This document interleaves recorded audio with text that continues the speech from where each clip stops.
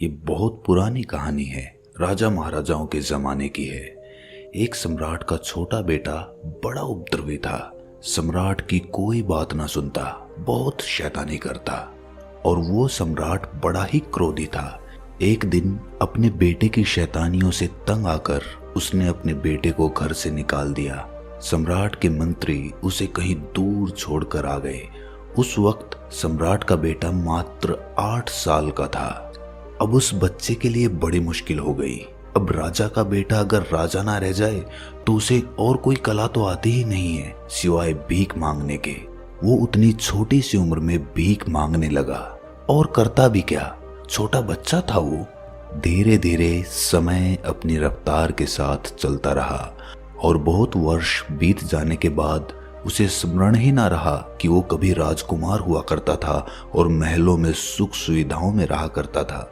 याद रखना भी दुखदाई था, इस बात को भूल जाना ही अच्छा था, वरना दर दर की ठोकरें खाना, गिड़गिड़ाना, भीख मांगना, लोगों की दुत्कार सहना, ये सब उस बच्चे के लिए सहना बहुत मुश्किल हो जाता अगर वो ये याद रखता कि मैं राजकुमार हूँ। हमारे मन की एक खूबी होती है, वो हमारी स्मृतियों को बदलता रहता है। जीवन की परिस्थितियों के मुताबिक परिवर्तन होता रहता है। जो लोग अपनी स्मृतियों से जुड़े होते हैं वो जीवन में कभी आगे नहीं बढ़ पाते, क्योंकि उनकी स्मृतियां उन्हें पीछे खींच कर ले आती हैं। धीरे धीरे काफी समय बीत गया और सम्राट का वो बेटा अब बड़ा हो चुका था। दूसरी तरफ उसका पिता यानी कि सम्राट अब बूढ़ा हो गया था। कोई 75 साल की उसकी उम्र हो गई थी। बेटे की उम्र भी अब 50 साल के करीब हो गई थी। संयोग ऐसा हुआ कि भटकते भटकते एक दिन सम्राट का बेटा अपने ही महल के सामने से गुजरा। उसे तो पता भी नहीं था, याद भी नहीं था कि ये उसका ही महल है, लेकिन बूढ़े बाप ने खिड़की से देखा और पहचान लिया। अपने मंत्रियों और दरबारियों को साथ लेकर उसके पीछे भागा कि इसे पकड़ो, ये भिखारी, ये तो मेरा बेटा है। वृद्धावस्था में बाप का क्रोध भी समाप्त हो चुका था। युवावस्था में ताकत होती है, जवानी की शक्ति होती है, भयंकर क्रोध होता है, लेकिन वृद्धावस्था में खून ठंडा पड़ चुका था। पुत्र के प्रति वो नाराजगी जा चुकी थी और वो उसका इकलौता बेटा भी था, इस राज्य का उत्तराधिकारी था और बाप अब बूढ़ा हो चुका था। मरने के दिन करीब आ गए थे। उसने अपने बेटे को बहुत ढूंढा था, लेकिन वो कहीं पर भी मिला नहीं था। संयोग की बात थी कि वो महल के सामने से भीख मांगते हुए निकल रहा था। सम्राट उसके पीछे अपने दरबारियों के साथ भागा, लेकिन ये देखकर वो भिखारी डर गया। बहुत जोर से भागा, सारी जिंदगी में इतनी तेजी से कभी नहीं भागा होगा। उसे लगा कि पता नहीं क्या मुसीबत हो गई। शायद महल के सामने भीख मांगना कोई बहुत बड़ा गुनाह है, इसीलिए ये मुझे पकड़कर मुझे सजा देने की कोशिश कर रहे हैं। क्या पता यहाँ का कानून ऐसा ही हो। बेचारा जान बचाकर भागा और ये लोग उसको पकड़ नहीं पाए। उस सम्राट के मुख्यमंत्री ने कहा कि महाराज, शायद उसको स्मरण नहीं है कि आप उसके पिता हैं और वो आपका पुत्र है। वो समझ रहा है कि हम उसको सजा देंगे, इसीलिए वो भाग गया। इसका मतलब उसे बिल्कुल नहीं पता। अब कुछ उपाय करना होगा। उसे कैसे बताएं कि वो राजपुत्र है, इस राज्य का अधिकारी है। सम्राट तो ये सुनकर रोने लगा और कहा कि कहीं से भी मेरे बेटे को मेरे लिए वापस लेकर आओ। मंत्रियों ने कहा कि महाराज, आप धीरज रखना, आप एकदम से उसको नहीं बताना कि वो आपका बेटा है। हम लोग धीरे धीरे उसे फुसलाने की कोशिश करेंगे, क्योंकि इतनी बड़ी बात है, वो यकीन नहीं कर पाएगा। क्या पता पागल हो जाए, डर जाए, सोचे कि पता नहीं कौन सी चाल चल रहे हैं ये लोग। धीरे धीरे उसकी खोज की गई। एक साधारण सिपाही उसे जाकर मिला और कहा, सम्राट के यहाँ एक सफाई करने वाले की जरूरत है। अगर तुम ये नौकरी करना चाहो तो तुम ये काम कर सकते हो। उस भिखारी को ये बात सही लगी। उसने सोचा कि भीख मांगने से अच्छा तो नौकरी कर लेना है, पर सफाई करनी उसको आती नहीं थी। ये बात उसने सिपाही से बताई, पर सिपाही ने कहा कि कोई बात नहीं, हम समझा देंगे, उसमें कौन सी बड़ी बात है, सफाई तो कोई भी कर सकता है। और उसके बाद वो भिखारी सफाई कर्मचारी के रूप में उस महल में काम करने लग गया। कोई महीना भर काम करने के बाद उसे उसी महल में माली के रूप में बगीचे में काम मिल गया।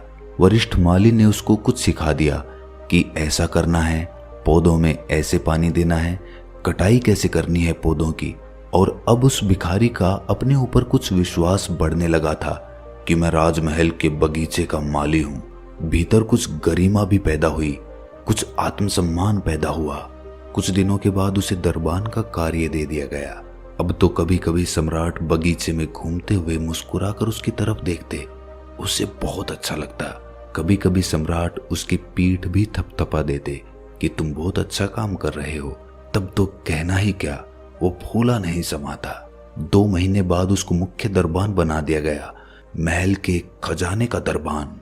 अब तो उसकी शान बहुत बढ़ गई थी। धीरे धीरे कदम दर कदम उसको फुसलाने की कोशिश की जा रही थी। वो खजाने का दरबान बन गया, वहां की चाबी उसके पास ही रहने लगी।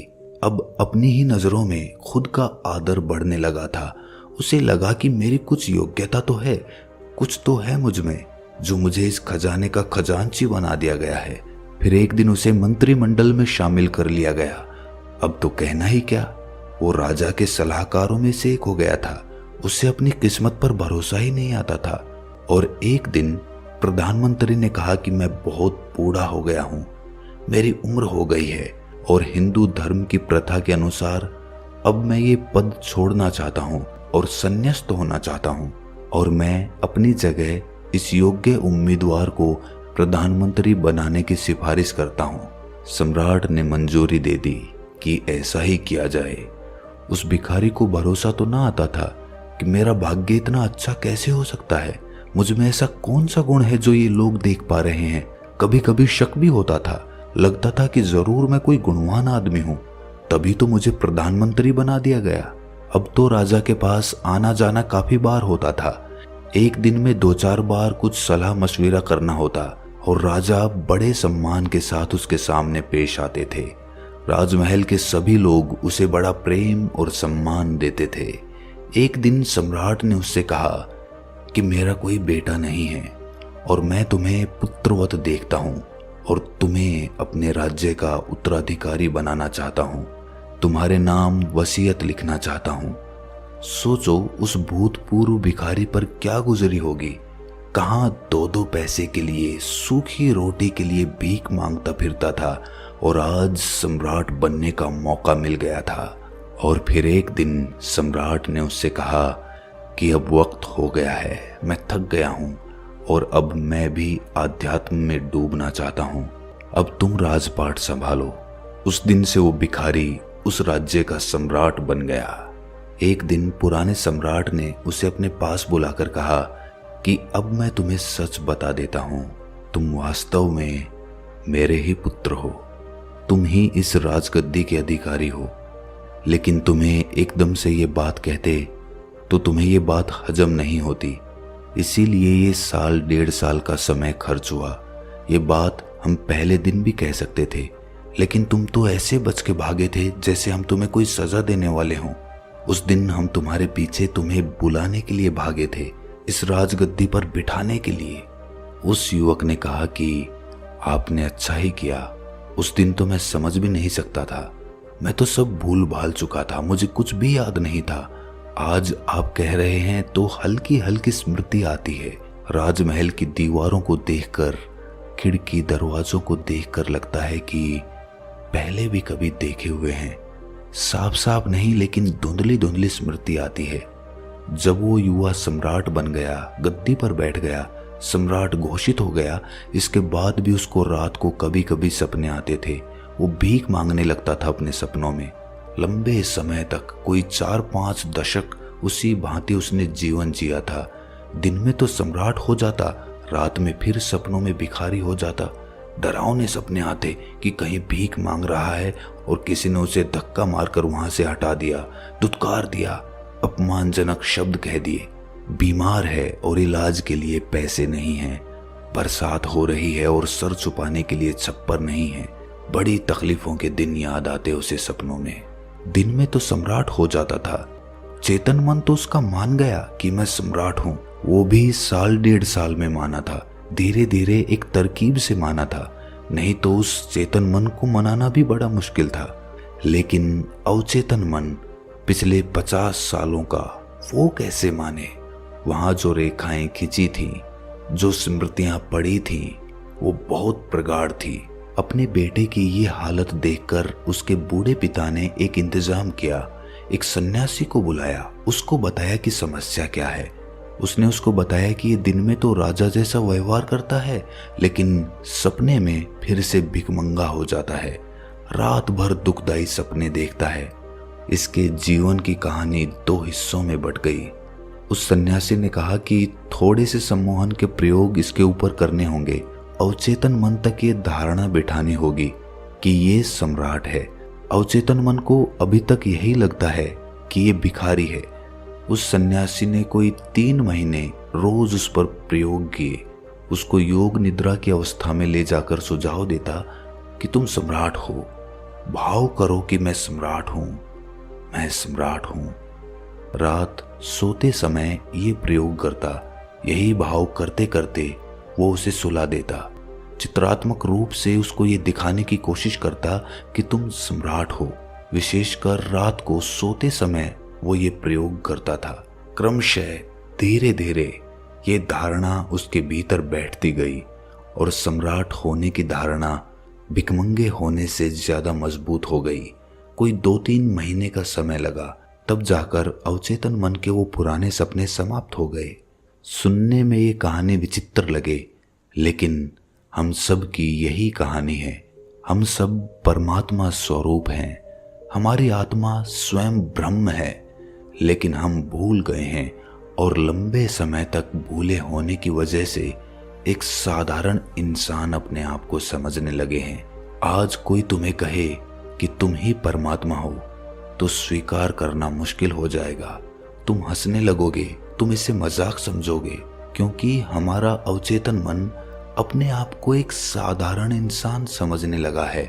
हमारा चेतन मन तो जानता है कि कण कण में परमात्मा बसता है, हर आत्मा ब्रह्म स्वरूप है, लेकिन फिर भी कोई हमें कहे कि तुम परमात्मा हो तो ये हमें मजाक लगता है। क्यों? क्योंकि हमारा अवचेतन मन उसको स्वीकार नहीं कर सकता। अगर हम योग निद्रा में जाकर कुछ प्रयोगों के माध्यम से अपने अवचेतन मन में कोई भी धारणा स्थापित कर लें, किसी भी तरह की धारणा, जो भी हम अपने जीवन में पाना चाहते हैं, आनंद, खुशी या फिर धन दौलत या कामयाबी, सफलता, कुछ भी, अगर योग निद्रा में जाकर ये प्रयोग किया जाए तो कोई भी काम, कोई भी सफलता बड़ी आसानी से प्राप्त की जा सकती है। बिस्तर में जाने के बाद और सोने से पहले, जब हम आधी निद्रा में होते हैं, जब हमारा दिमाग बड़ी ही आसानी के साथ सम्मोहित किया जा सकता है, उस वक्त अगर हम अपने दिमाग में ये मंत्र दोहराते रहें कि जो मैं करना चाहता हूँ वो मुझे करना है, या जो भी हम हासिल करना चाहते हैं उसे मंत्र की भांति उस सम्मोहन वाली मनोदशा में हम दोहराते चले जाएं, तो कुछ हफ्तों के प्रयोग के बाद ही हमारा जीवन एकदम से परिवर्तित हो जाएगा। आप इस प्रयोग को जरूर आजमाएं, और अगर अवचेतन मन के बारे में आपको और भी जानकारी लेनी है तो कमेंट सेक्शन में कमेंट्स करके जरूर बताएं। अगर आप चाहेंगे तो आगे भी हम अवचेतन मन के प्रयोगों पर अपनी वीडियोस बनाते रहेंगे। तो कैसी लगी ये कहानी आपको कमेंट सेक्शन में ज़रूर बताना, और अच्छी लगी हो तो इस चैनल को सब्सक्राइब करके नोटिफिकेशन बेल को ज़रूर प्रेस कर देना, क्योंकि हम ऐसी ज्ञानवर्धक कहानियाँ आपके लिए लाते रहते हैं। तो आज के लिए इतना ही, मिलते हैं अगली कहानी में। तब तक के लिए अपना ख्याल रखें।